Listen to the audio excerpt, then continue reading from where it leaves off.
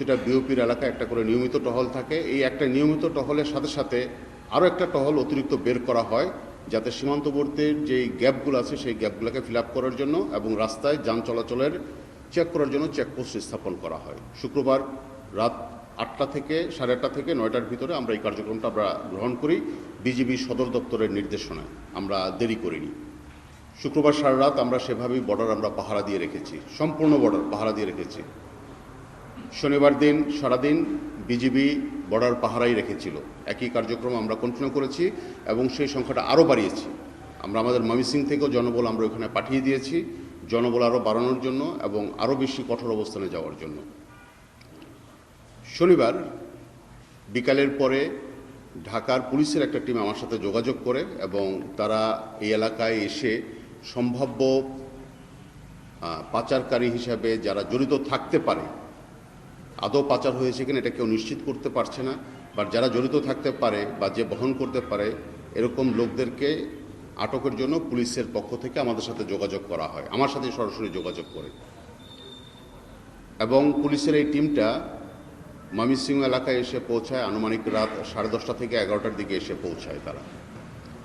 আমরা কিন্তু সারাদিন শনিবার সারাদিন আমরা বর্ডার এলাকায় ছিলাম। আমি নিজে ব্যক্তিগতভাবে শেরপুরের নালিতাবাড়ির উপজেলার বারোমারি এলাকায় আমরা অবস্থান করছিলাম, কারণ আমাদের কাছে যে তথ্যগুলো আসছিল যে সন্দেহভাজন হিসেবে যাকে চিহ্নিত করা হচ্ছে তার নাম হচ্ছে ফিলিপ সেনাল। এই ফিলিপ সেনালকে আটকের জন্য আমরা মাঠে ছিলাম।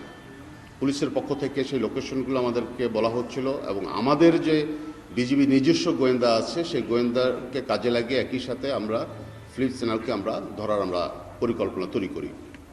রাত 10:30 11টার দিকে এসে সিদ্ধান্ত হয়, আমরা সিদ্ধান্ত নেই পুলিশের সাথে কোঅর্ডিনেট করেই 2টা জায়গায় একসাথে অপারেশন প্ল্যান করা হবে। একটা হচ্ছে হালুয়াঘাট এলাকায়, আরেকটা হচ্ছে শেরপুরের নালিতাবাড়ি এলাকায়। যদি পারাপার করে থাকে বা যে গুঞ্জনটা শোনা যাচ্ছে এর সাথে ফিলিপ সেনাল জড়িত থাকার সম্ভাবনা সবচেয়ে বেশি। আমরা ফিলিপ সেনালকে পাইনি। আমরা যখন রাতের বেলা তার শ্বশুরবাড়িতে যখন হানা দিই, কারণ সে ওইখানে অবস্থান করছিল, আর ফিলিপ সেনালের বাড়ি হচ্ছে হালুয়াঘাটে, তার শ্বশুরবাড়িতে গিয়ে তাকে পাইনি। আমরা যখন পুলিশের নেতৃত্বে যখন তার বাড়িতে যখন রেড দিচ্ছি তখন তার স্ত্রী যে রুমে ছিল, মানে তার ফিলিপের শ্বশুর এবং শাশুড়ি বলছে যে ফিলিপ এই রুমের ভিতরেই আছে, তারা জানতো যে এই রুমের ভিতরেই আছে।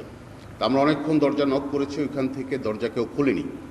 স্ত্রী তার ঘরের ভিতর অপেক্ষা করছিল প্রায় 5-7 মিনিট। পুলিশ আমরা সবাই মিলে আমরা ট্রাই করছি দরজা খোলার জন্য, রুম চেক করার জন্য। অনেকক্ষণ পরে প্রায় 5 মিনিটের বেশি সময় পরে এই দরজা খোলা হয়েছে। খুলে সাথে সাথেই আমরা রুম চেক করেছি।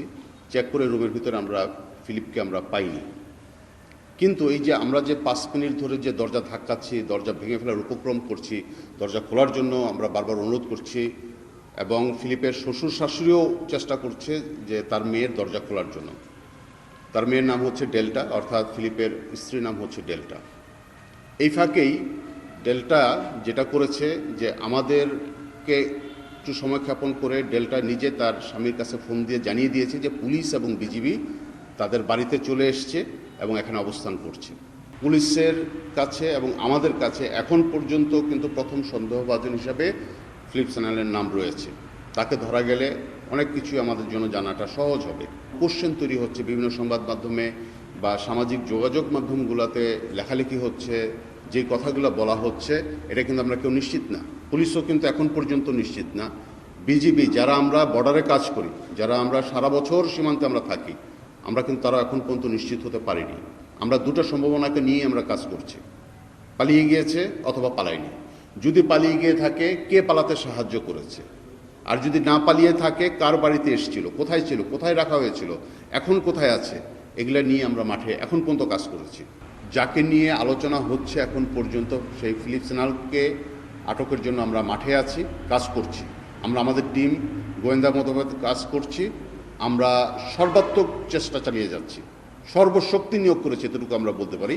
কারণ এই বিষয়টাকে অত্যন্ত গুরুত্বের সাথে আমরা নিয়েছি। যখনই ঘটনা ঘটেছে এবং ঘটনা ঘটার বিকেলের ভিতরেই কিন্তু আমাদের কাছে বা সন্ধ্যার ভিতরে আমাদের কাছে কিন্তু বিজিবি সদর দপ্তর থেকে অত্যন্ত কড়া নির্দেশনা এসছে এবং সেই মোতাবেক কিন্তু আমরা সীমান্তবর্তী এলাকাগুলোতে আমরা পাহারায় চলে গিয়েছি, চেকপোস্টে চলে গিয়েছি।